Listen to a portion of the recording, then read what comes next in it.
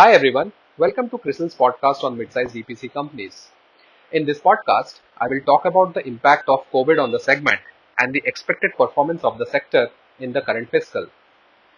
For the same, CRISIL had analyzed its portfolio of about 600 plus mid-sized EPC companies with turnovers of less than 1000 crore in the last financial year.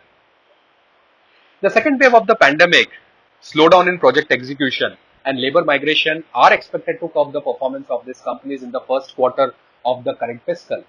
The slowdown, however, will be less severe on year-on-year basis because activities had ground to a halt amid a nationwide lockdown in the first quarter of last fiscal. The good part is the construction sector has been spared from even the localized lockdowns so far. On-site stay arrangements for laborers and pandemic-related precautions by the players have reduced the migration to about 20% this year. Subsequently, the sector is operating at almost 70 to 75% operating rates in the current quarter as compared to almost nil activities in the first quarter of last fiscal. Over the past few years, the EPC segment has received big boosts from the government. Projects have been awarded by the National Highways Authority of India and Ministry of Road Transport and Highways at about 10,500 kilometers in last fiscal, up from 8,500 kilometers in fiscal 2020. Further, projects worth 111 lakh crores have also been announced under the National Infrastructure Pipeline, expected to be implemented over the 5 fiscals through fiscal 25. At almost 2.5x of last fiscal's revenue, order books are at one of its highest levels at the beginning of this fiscal if I compare this since the period of 2015. Now that definitely offers extremely high revenue visibility for the sector. Operating profitability for the sector has remained steady in the range of 10 to 11% because of pass-through clauses.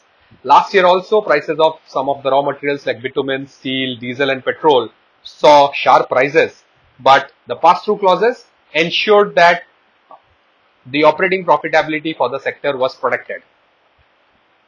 This fiscal, the working capital management and the liquidity will be supported by continuation of the relief measures that were announced last fiscal.